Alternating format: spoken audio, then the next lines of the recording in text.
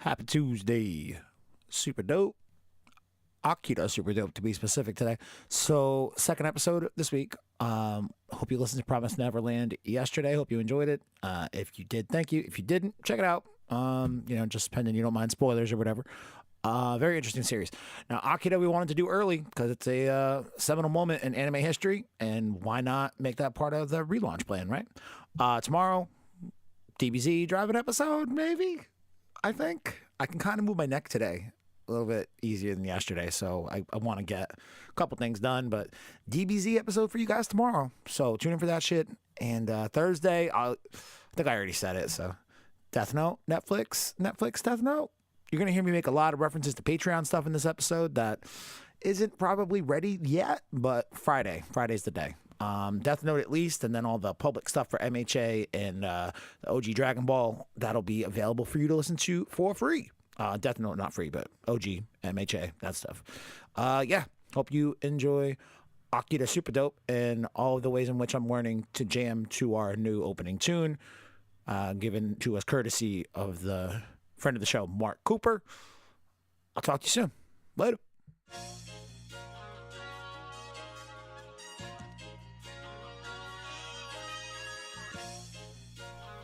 Damn. Super dope.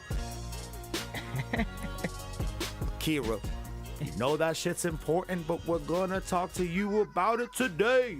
I don't give a shit if you watched it or not. We're talking spoilers, so if you hate them, get the fuck away. That was not awful. No, it worked, man. It wasn't good though. It definitely wasn't good. Did you make this beat? No, dude. Oh, okay. All right, so this beat is courtesy of friend of the show, Mr. Mark fucking Cooper. Oh, okay. Nerdcore extraordinaire out of Detroit, Michigan. If you have not heard the episode, Super Saiyan Mark Cooper, you should. You should go take a listen to it. It's in our feed. A couple weeks back, probably about a month ago now. But I interviewed him just to get to know like how he got into it, and obviously he's a huge Dragon Ball fan. He's got a song called Super Saiyan that you can go find on Spotify right now. As a matter of fact, you can find all of his fucking albums. The most recent of it, which is the Allspark. But I personally enjoy Ready Player One. Like, this dude reached out to me as a listener to Super Dope and was like, "Yo, I really like your show. This is what I do." And we talked for a while. And he sent me his music, and I've become the dude's like biggest fan.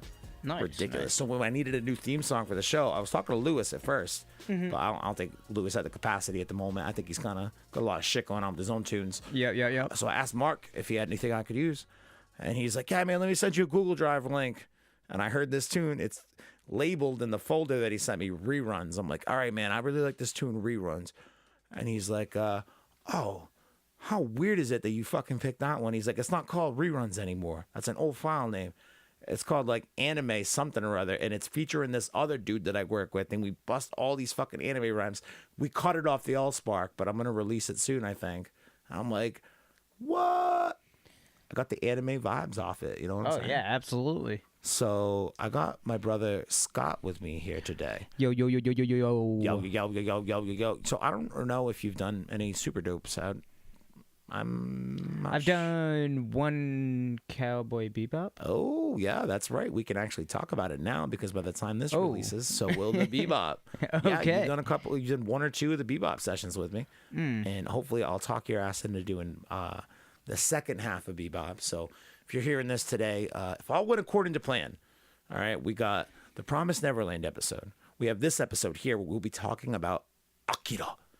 Hopefully we've got some Dragon Ball related episode. And I don't know, maybe that fourth one, maybe there's not a fourth one. Maybe if there is a fourth one, maybe it's a My Hero Academia thing. I don't fucking know. Who knows?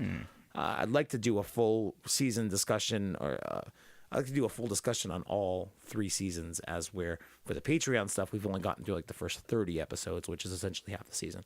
So if that's the plan, that's the launch plan as of now. Let's see if it happens by the 15th of April, tax day. You will also be able to purchase the full series of Death Note Super Dope and the first 13 episodes of Bebop Super Dope over on the Patreon page. So go check that shit out. I'm pretty sure for the 15th, it'll still be patreon.com/Dragon Ball Super Dope. We shall see if any of that stuff's going to change. Because, again, man, Dragon Ball's supposed to come back in July. So hopefully that's the case, and we'll have new Dragon Ball to discuss in July. And we'll do iteration. We'll go back to doing Super Dope in its previous iteration. But in the meantime, I need a fucking breather. So we're the Super Dope Anime Hour.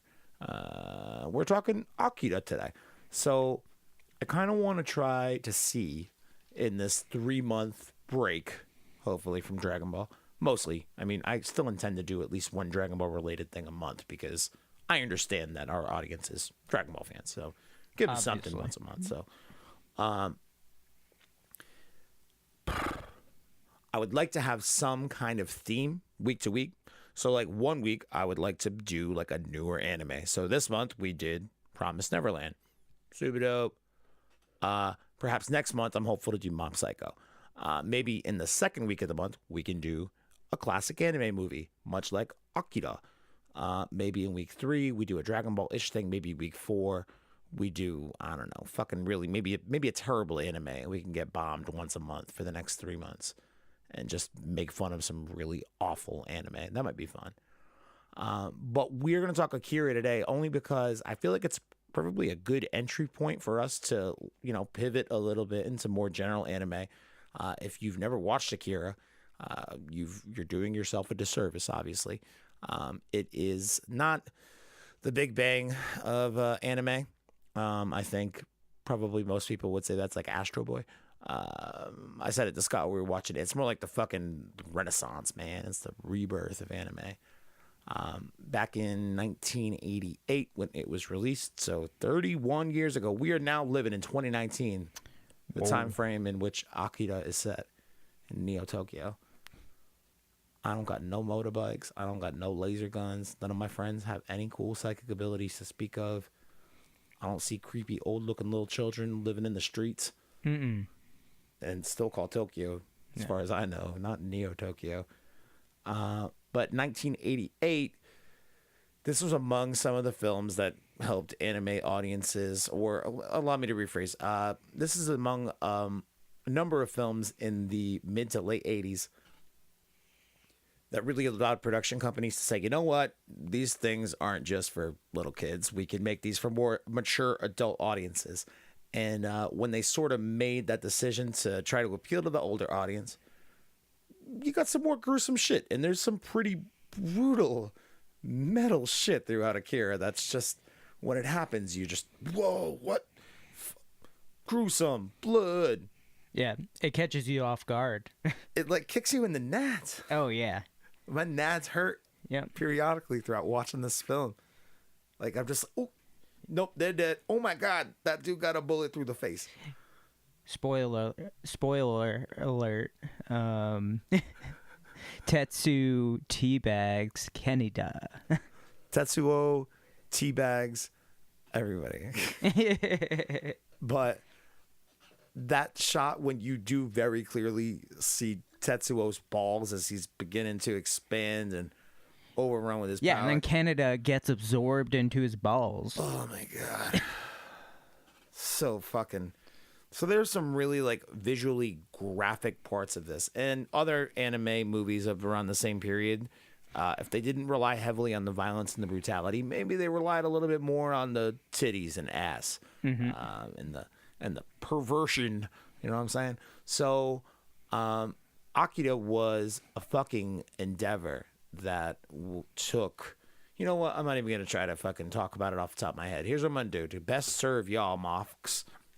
I'm gonna go to Wikipedia, where nobody makes shit up. Nope. If you don't use Wikipedia, you are a fool. A fool for knowledge. All right. Akira is a 1988 Japanese animated post-apocalyptic cyberpunk film directed by Katsuhiro Otomo, produced by Ryohei Suzuki and Shunzo Kato, and written by Otomo and Izo Hashimoto, based on Otomo's manga of the same name. The film had a production budget of $1.1 billion, which is $9 million in 1988 for an animated feature. To have a $9 million budget is fucking extraordinary, making it the most expensive anime film of its time. This is probably a rough comparison because I don't understand inflation and I'm not going to pretend that I do. But in 2013, the Japanese government gave Toei Studios approximately like $10 million in funding to make Battle of the Gods. And Battle of the Gods is visually stunning. Obviously, you've got to understand, two and a half decades worth of technological advances that can make that anime look more polished for less money. But they gave them $10 million in 2013. So $9 million 30 fucking years ago is a tremendous amount of money, especially for an animated feature. Like, Oh yeah, absolutely. I don't know the proper way to. Gas was probably still $1. Dude. Reagan really fucked up like everything in this country back in the day. But yeah, I bet you gas was probably very affordable, and that was probably Q. Especially coming out of fucking Jimmy Carter, but fucking the gas crisis back in the fucking 70s. Blah, blah, blah, blah, blah, blah, blah. Set in dystopian 2019, Akira tells the story of Shotaro Kaneda. Shotaro Kaneda. I don't think they ever use his first name in the movie. We watched the dub today, which, by the way, pretty fucking great dub. I've watched it both in Japanese and in English multiple times, and I don't think I've ever really appreciated how great the dub is, especially for its time, for when it was brought over. If it was dubbed like this today, I'd be like, all right, cool, great job, faithful adaptation. You did your job. But for 88, 89, whenever it made its way over to the States, fucking tremendous. All right. Set in a dystopian 2019, Akira tells the story of Shotaro Kaneda, a leader of a local bike gang whose childhood friend, Tetsuo Shiba, acquires incredible telekinetic abilities after a motorcycle accident, eventually threatening an entire military complex amidst chaos and rebellion in the sprawling futuristic metropolis of Neo-Tokyo. While most of the character designs and settings were adapted from the manga, the plot differs considerably and removes much of the last half of the manga. Akira premiered in Japan on July 16, 1988 by Toho, and was released the following year in the United States by pioneering animation distributor Streamline Pictures. It garnered an international cult following its theatrical and VHS releases, eventually earning over $80 fucking million worldwide from just from home video sales. All right. So box office earnings, again, $9 million budget on this thing. Japan alone, $1.5 billion. Worldwide, box office sales for Akira were $49 million off of a $9 million budget. Hell yeah, That's dude. like what, 5.5 times your investment? Jesus, that's banana sandwich. And then 80 million just by the home video sales on top of that. That's a certified success right there. Oh my jeebus. You spend 9 million to make 100 million? Yeah. It is widely considered by critics to be one of the greatest animated and science fiction films of all time, as well as a landmark in Japanese animation.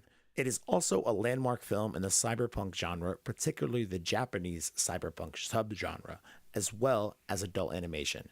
The film had a significant impact on popular culture worldwide, paving the way for the growth of anime and Japanese popular culture in the Western world, as well as influencing numerous works in animation, comics, film, music, television, and video games. I think that you can pretty much take the idea of most nerds within like the general nerd vicinity. If you yell Tetsuo at them, hopefully they know to yell back Kaneda. But on the flip side of that, there's a lot of young anime fans in the world right now, and I don't know if all of them, any of them, many of them. I don't know. I'd be curious to hear how many of the younger anime fans have gone back to watch classics like this, and hopefully some other classics we'll get to cover over the next few months here. But Akira was one that I wanted to tackle right away. Again, I think it's a good entry point, but like everyone knows it. And if you don't, you should. and you're welcome.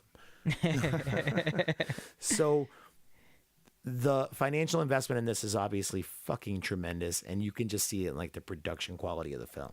Absolutely. I think that I've got a little bit of information on the production here as well. Fucking this shit is while working on the Akira comic, Otomo did not intend to adapt the series outside of the manga. However, he became very intrigued when the offer to develop his work for the screen was put before him. He agreed to an anime film adaptation of the series on the grounds that he retained creative control of the project. This insistence was based on his experience working on Harmageddon. I don't know what the fuck that is. The Akira Committee was the name given to a partnership of several major Japanese entertainment companies brought together to realize production of an Akira film. The group's assembly was necessitated by the unconventionally high budget of around 1.1 billion, right? Yeah, billion yen, intended to achieve the desired epic standard equal to Otomo's over 2,000-page manga tale. The committee assisted of, wow, it's a lot of companies who all forwarded money and promotion towards the film. The animation for the film was provided for by animation producers Tokyo Movie Shinsa, now TMS Entertainment. At the time, most anime were notorious for cutting production corners with limited animation, such as having only the characters' mouths move with basic lip sync while their faces remained static. Akira broke from this trend with detailed scenes, pre-scored dialogue, wherein the dialogue is recorded before the film starts production and the movements of the characters' lips are animated to match it. And that's a first for an anime production, although the voice actors did perform with the aid of animatics, which I assume is like the little red bally thing. I don't really know. And superfluid motion as realized in the film's more than 160 fucking thousand animation cells. Wow. And like, if you don't notice the way that this movie it's just very, it flows. It's very fluid. It's very bouncy. It's very, I don't know, vivid. Well, you'd said it while we were watching it. Of all the weird, crazy, grotesque, over-the-top shit you see in this movie at times, sometimes the most impressive shots are like when you see like a fucking bandage at one point. Yeah, Tetsuo's bandage that had just fallen off his head, just blowing in the Tetsuo wind. gets a fucking head injury, and like the bandage falls off, and it's just blowing in the wind. Yep. And then another scene that stood out right at the beginning is when they have Tetsuo in like the test chamber, and the movements that is like that the mechanism that is like rotating around him while the bed he's in is, it almost looks like an MRI machine or something. Yeah, but like some crazy transformer type Some scary shit. MRI machine. If I was Tetsuo, I would have shit my bricks. To be fair, I almost shit my bricks every day. So I don't know. There's like really interesting themes to me. Obviously, the visual presentation of the movie, as well as the soundtrack's fucking dope. Like, I don't really know the best way to kind of classify the soundtrack. Like, there's like some world vibe, kind of like rhythmic beat to it, like consistently throughout at least half the soundtrack. And then the other half of the soundtrack relies very heavily on the organ. But like even that world beat shit, like a lot of it comes in like in that first bike scene in the beginning. Like if you listen close, they're literally chanting the names of the characters. Yep. Tetsuo, Kaneda. It's like, well, I get it, but like it sounds like, I don't know, like some. I mean, obviously it's a different language to me, I guess, but I don't know, the way that it mashes with like a synth kind of vibe to it as well, like that 80s ish kind of Blade Runner fucking. Oh yeah, the do do do do do do do do do do do. Like the 80s vision of what the future would look like in 40 years, like whatever that sound encapsulates and what that entails, like that vibe to the fucking cool percussive elements of the soundtrack is super dope. And then the fucking visual part of the production is cool as well. But some of the themes throughout this movie, I think the one that they probably beat you over the face with the most is the idea of Tetsuo being this downtrodden, poor fucking picked on kid. Oh yeah. Throughout his entire life. Which you don't really get the payoff for until the end of the movie. You're like, why is this child so angsty? It's true. Yeah. You see a couple of instances, really, of just his interactions with Kaneda and other guys in the gang of like them making comments or kind of putting him down or making him feel less than. But like, there's nothing tremendous about it. And yeah, you kind of wonder, like, dude, what's up with this kid's butt? Why is he being like this? And then at the end, it's like, oh, by the way, he moved to a new fucking place. He was picked on. He was beat up. And Kaneda stepped up and defended him early on in their friendship. And it's been that dynamic ever since. And you finally are able to develop some sympathy in the last 15 fucking minutes. For otherwise a character that just you want to otherwise perceive to just be like a whiny little asshole kid. Oh yeah, I think that's something that which is justifiable for any teenager. Yeah, any teenager going through that level of shit at 16 years old, like, you get the pass on if you're having a bad day and you're crying about it. And basically the fucking main theme is like, people who wield power need to know how to use it, and if they don't know how to use it responsibly, it will consume them. And it figuratively and literally consumes Tetsuo a couple of times throughout the movie. And obviously, in the biggest, most obvious manifestation of that is him developing into a big, round, fucking crazy puss ball and like literally maiming his fucking girlfriend. And and his balls straight up drop on the fucking cement in that scene. Yep, it's quick. It's like a 2-second shot maybe, but it is gross. To support your thought, there's that scene where Kyoko is there's Tetsuo's girl. Possessing what is her name? Kei. Kyoko is one of the little fucking kids? Oh, yeah, Kyoko is the little kid, and she's possessing Kei, and Kei's given, like, that huge information dump, and, like, one thing she says, I'm paraphrasing, but it's, like, embryos can only consume. Oh. No, amoeba can only consume. Yeah. Right? I thought it was embryos. I thought it was amoebas.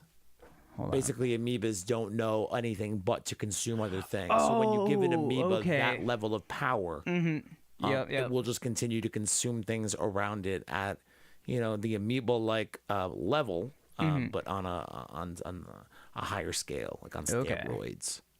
On steroids. But it's an amoeba. That's all it knows how to do is fucking consume and destroy. Tetsuo, I don't think, is supposed to be an amoeba, but I think he's supposed to be like a damaged person who, I don't know if it's justifiably, but he's got a fucking chip on his shoulder, and when he gets some power, he doesn't know how to control it at first. He gets the handle on it, but eventually it overtakes him. But what does he do in the meantime? He just runs around and just fucks everybody's day up, runs into two of his old buddies. He's like, hey, what's up, guys? Yeah, I beat up Kaneda, and they're like, that's not cool. And they're like, yeah, I know. Steals Kaneda's bike. Fucking going to Canada to steal a bike. I don't understand. Like, we said it to each other a few times while we were watching it. I think sometimes it's lost on people, like, that these are 16-year-old kids. Oh, yeah, absolutely. Because, like, out of the gate, you have the first scene of them on this motorcycle fucking brawl with the clowns in the opening scene. And it's like, all right, cool, motorcycle gangs. And then, like, 2 scenes later, they're in fucking school. And I'm like, yo, these kids go to school during the day? They're out running the streets all night and fucking doing math during the day and trying to graduate and shit. They 16? What? Yep. So, like, I think if you blink and you miss that scene, or any other scene in this movie, by the way, I mean, this movie is densely fucking packed. It's a movie that is you're going to have to watch probably a few times to be able to really fully grasp everything that's going on, because, again, this is over 2,000 pages worth of manga, and it was adapted into a 2-hour film. This movie came out in 1988. The Akira manga went from 1982 to 1990. So the source material in this case, the manga, when the movie was coming out, they needed to wrap it up at the end, and they didn't have any manga to go off of. Ultimately, the movie is its own entity, and the manga is its own entity.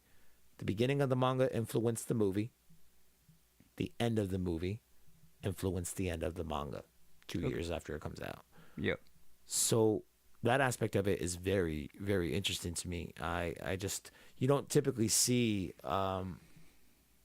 two versions of the fucking, because I don't think you can really consider either of them the source material. I guess the manga would probably be considered the source material because it's the full story. It's not like a 2-hour amalgamated fucking version of all of these plot points. There's so many plot points in this movie, and it's kind of a frustrating watch for a first timer. Like, you need to. It seems like the manga is like a supplement for the movie. Like, you can enjoy the movie a lot more if you have read the manga, because you see these characters that are in the movie for 5 seconds. We were talking about this too. Yeah. And you get the feeling that they're a very important character, but there's no emotional connection to them. Yeah. You've got no context as to why they should be important. Absolutely. You understand that they are important, but you're not really sure why. Yep. Like the third dude, and I'll call him the third dude because I'm not sure of his fucking name. K's like secret agent? Not even him. Okay. It's Kaneda, Tetsuo, and then a third guy in their gang. Oh, no, there's a fourth guy too. So the third guy shows up a couple of times. Yeah. And he like saves, pulls some fucking shit out. And then he realizes Kaneda is like alive at the end. He's like, oh, emotional moment, whatever. And I'm like, oh, okay. Yeah, I get it. Because like, is his number? Yep. 3 guy in the gang. Okay.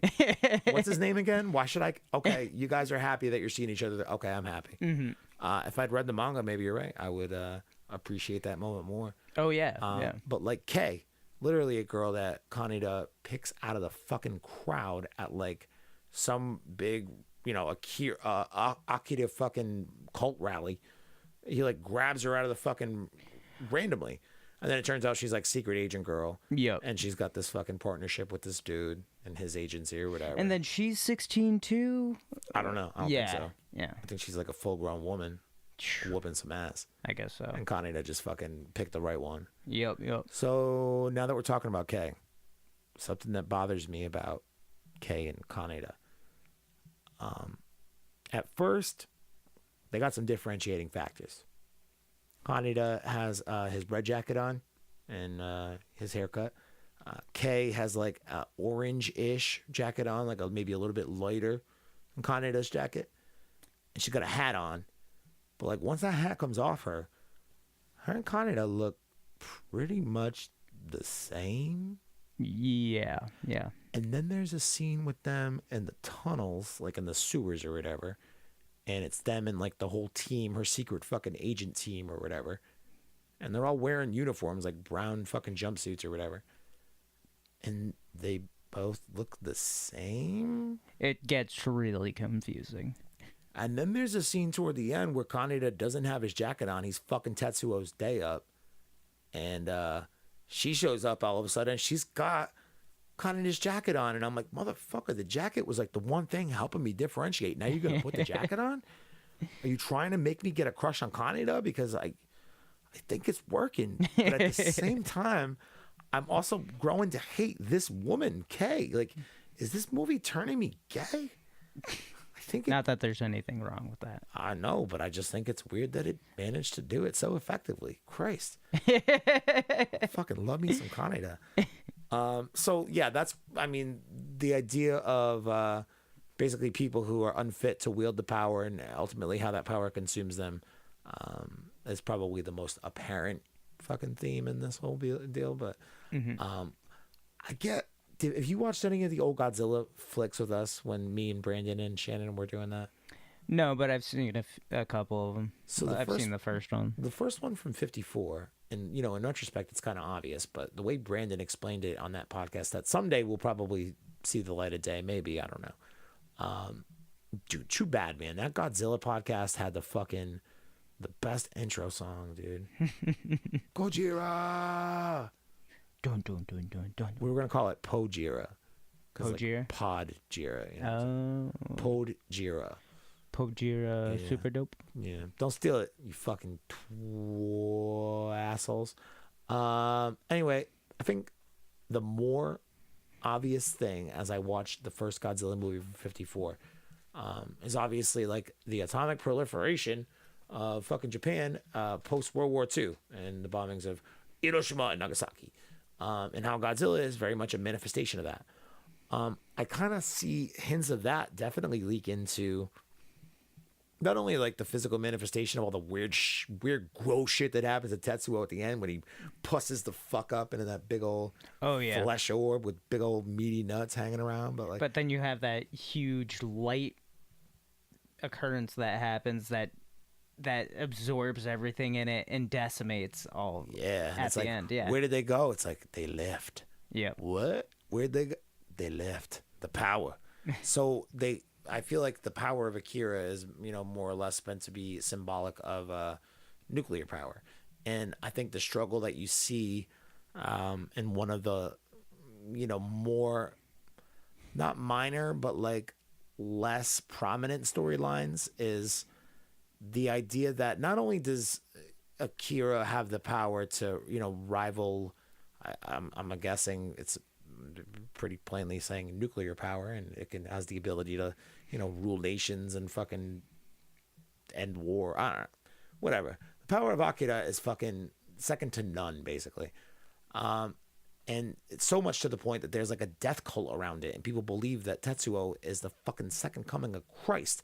And like the third act of this movie, when he's got his fucking red robe on and he's just like making shit happen, and people like show up on a fucking bridge rally, Selma style, and then Tetsuo's like, fuck this rally, no, and wrecks the bridge. Like shit is fucking wild, but like it's the fear of what that power could be. And I think you mainly see it through like that big broad chin dude who like works with the old little people with the Akira powers, and him trying to kind of wrestle with the idea that like we need to be able to control it, but there's a good possibility that this power is so strong that like it does to Tetsuo, it could control us and shape who we are as. I'm assuming for that dude to be in a military sense, but in a larger sense for Japan as a nation, like this power can dictate who we are and what we do on a fucking foreign national policy level. You know what I mean? Like that's on a foreign policy level. I don't know. Whatever I'm trying to say is this power is apparent.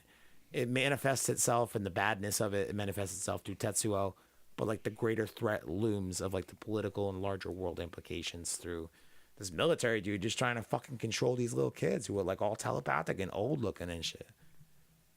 Yeah. So, I don't know. I just fucking said so much. My brain hurts. Well, so to go back to Tetsu decimating the Akira. You gotta add the O to Tetsuo. I gotta tell you. Oh, Tetsuo. Tetsuo! Tetsuo!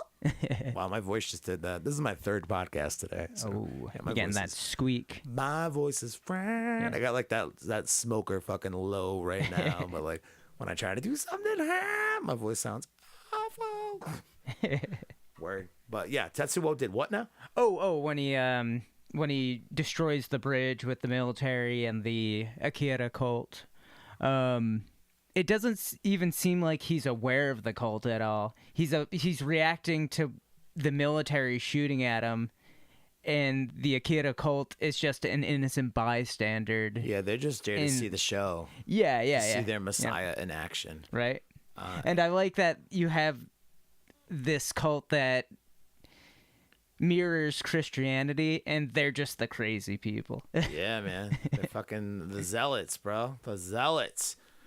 Singing the fucking word of Jesus, Akira. Akira. And, this kid showing up with some crazy telepathic powers and a fucking carpet as a red cape.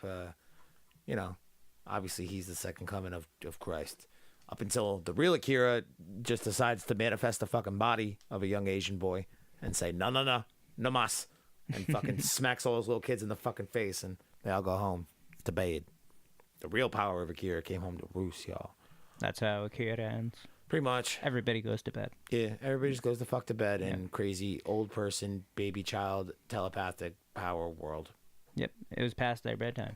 Though, I gotta say, man, I think those kids kind of give you some, they give the director and the writers an easy window into being able to show us some more bizarre shit within this film.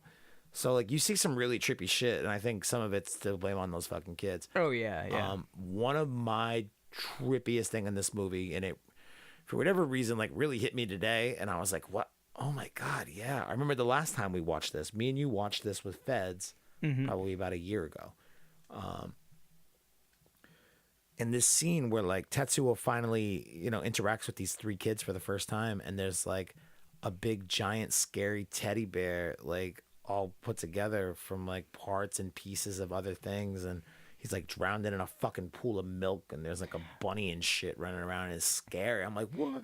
And the reason you know it's milk, it's because Tetsuro says, "This is milk." In case there was any question about this being another white creamy substance, this is definitely milk. I don't know if it's bunny milk. I don't know if it's bear milk. It might have been car milk. There was that car too. There was that toy car that became gigantic and kind of reminded me of the taxi from Who Framed Roger Rabbit. Oh, good call, dude. That scene it's trippy to me just because it's like the imaginations of these poor fucking kids who have probably lived for forever but are made to be kept alive. Mm-hmm. And probably still have like that mental capacity of, probably a very mature child, but a child nonetheless. Mm-hmm. So the thing that they go to fucking so the thing that they go to try to intimidate Tetsuo is a scary bear and a big scary bunny. And it's adorable. And a pool of milk you're going to drown in. Like it's adorable in a gross kind of scary way. You got any fucking trip that stands out to you in this particular moment, this particular film? I mean, trippy wise, it would just have to be the big moment where Tetsuro turns into that writhing mass of organs and ball sack and just skin. Yeah, and just so bulgy. It's gross. Yeah. There's like an arm that comes out with teeth and almost eats the main dude. You see his hands slowly starting to grow, and like his fingers start to fucking get all fat and long and big, and then his fingers start to fucking produce their own individual fingers. It's so fucked. Yep. And then his balls drop right on Kaneda's head. Right on Kaneda's head. He's like, hey, D-bag. Lipton's on the rocks. And then it seems like he's consuming technology at the same time. I think he's just consuming the power, man. Although he's consuming, like, that's the other part that they try to touch on in, like, the beginning of the 3rd act, or I guess the middle of the 3rd act, because, I don't know. When he is at the stadium and he's got his fucking girlfriend who hasn't been around since the first 20 minutes of the film after her shirt gets fucking ripped off. And he's all like, yo, I need some Akira fucking medicine, man. Get me some medicine, man. Oh, yep. I need my smack. I need it now. I need it now. Like the drug addiction part of it. And just, I don't know, like, is he overcome with the addiction? Like, he can't feed the addiction and the power just wiles out on its own because it needs the Akira shit. And like, I'm not sure how that's explained or how that's meant to be taken in. Maybe they leave it kind of ambiguous for us to be able to interpret. I don't really know. But is the Akira, like the lack of that, is that like a fucking heroin junkie getting all dope sick, but then like has the chance to maybe score a bag, and they have to go through like all of these crazy, I don't want to make it sexual because that's gross and just too easy, but maybe they have to go through like, maybe they have to walk like fucking 10 miles to pick up a bag on foot, and they decide that they're going to run that 10 miles in fucking, an hour. Something like that. Like they go through some crazy physical, and like that manifestation of Tetsuo getting all big and baggy and veiny and gross. Is that like the power's manifestation, or just needing some smack and needing it now? Need to pump my veins full of that sweet Akira. That Akira suppression pill or whatever it was. That Akira shit. So yeah, that's fucking brutal. I think, I don't know, there's a few brutal parts that kind of make me, there's one that makes me laugh because it's so fucking metal, and we'll get to more metal in a minute, but I guess brutal is probably the better adjective. All right, yeah. Tetsuo like first comes out of the hospital room, and there's like 4 hospital workers there, like caretakers, and they're like, all right, man, we're gonna get you over to blah blah blah, and he just looks at them all, and he just explodes all of them. Yep. All over the fucking hallway. They're blood and organs and brain. It's just so brutal, so fast, so out of nowhere. Yeah. You don't see it coming, and when it comes, it's like, yo, that's the route. That's the route this fucking evil 16-year-old douche is taking, huh? Yeah, you're seeing it from down the hallway, and you just see an explosion of blood, and then it zooms in, and there's arms and legs hanging from the ceiling. It's fucking awesomely brutal. Oh yeah, absolutely. And then that bridge scene, one of the military members shoots one of the laser guns. Oh yeah, and just slices his arm. Yeah, he slices a fucking protester's like right through his fucking chest, and you're like, whoa, civilian casualties. The one that stood out for me is when Kay's being pursued by that police officer, and Canada distracts him, and then Kay just blasts him right in the face with a gun. Dude, she fucking put a bullet through that dude's face. Yep. No remorse, no questions asked. And Kaneda doesn't even know what the fuck she's really up to. He just thinks that she's just some chick that he picked up. Oh, and he continues to hit on her afterwards. He's like, "No, it's cool. Let's just go to the police. Turn yourself in. If you murdered somebody, it's no big. I mean, we'll probably be self-defense. I'll wait for you. We'll go on dates when you're out of jail. I love you. I love you so much." She's like, "Gilson, you little fucking nerd. You cut this out. I'm a grown-ass woman. This is not the first person I murdered, and it is most certainly not the last that I will murder probably today." I've murdered children. She doesn't say that. No, but I bet you she may have murdered a couple kids in her past. And you know what? Even if she hasn't, she strikes me as a type who probably would. Then the satellite shooting down that laser and shooting off Tetsuo's arm. That in and of itself is pretty fucking brutal toward the end. Yeah, that's just like brutal. The hanging, bloody, fucking nub hanging. Even space hated Tetsuo. That really takes some talent to piss off people in space. For real, dude. Where they're like, everything that you do in space is like so detailed and so intricate. You have to do so much science to do the stupidest, smallest thing in space. That day in space, those motherfuckers hated Tetsuo so much that they just spent all day trying to track his ass down to shoot him with some fucking laser beams from a satellite in space. Yeah. Do you know how much work that probably took? A ton. Yeah. You know what fueled that work? Genuine fucking hate and rage. I love it.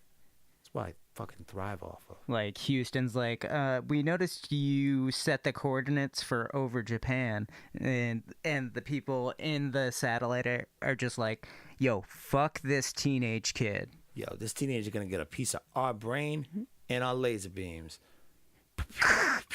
Houston, we have a problem. This kid sucks. So I said it to you, unironically while we were watching this, and then I laughed at myself.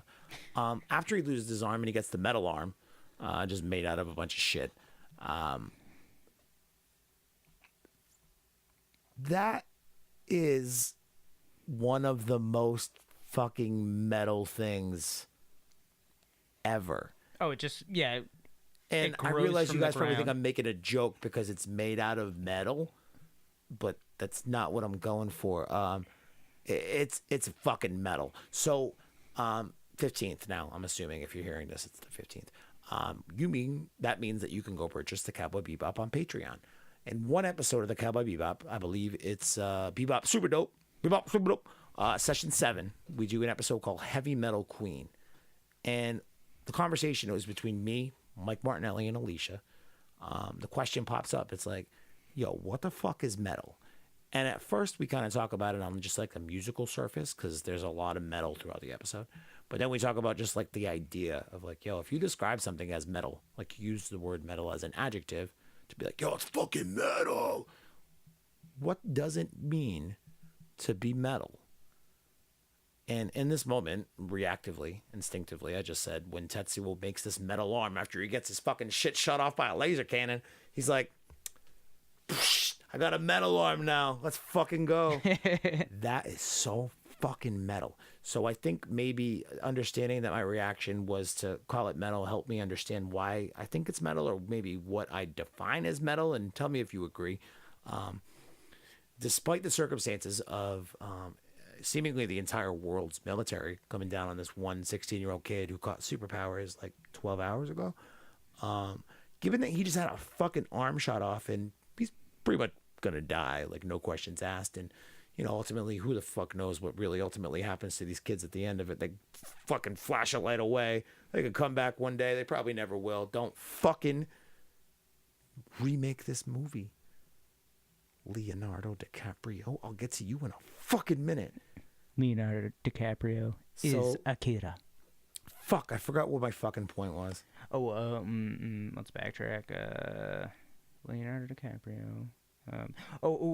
How metal. Oh, yeah. So that whole scenario is quite metal. It's yes, metal I as agree. Fuck. The dude gets the entire world's military against him, gets his fucking arm shot off, and he's like, I'm probably gonna die. And I'm gonna fight anyway. And he does what he fucking can in the moment to be able to combat the fucking forces that, are probably on the right side of the law, considering they're like blowing up cities and killing people and shit. Yeah. But regardless, it's metal as fuck that in that moment, despite all the odds, he still continues to fight. And I realize that Tetsuo is the fucking villain here, and it's probably weird to give the villain praise in that way, but I think unequivocally that's one of the most metal fucking moments of Akira. All fucking hope is lost, and you're like, fuck it, let's fight it out anyway.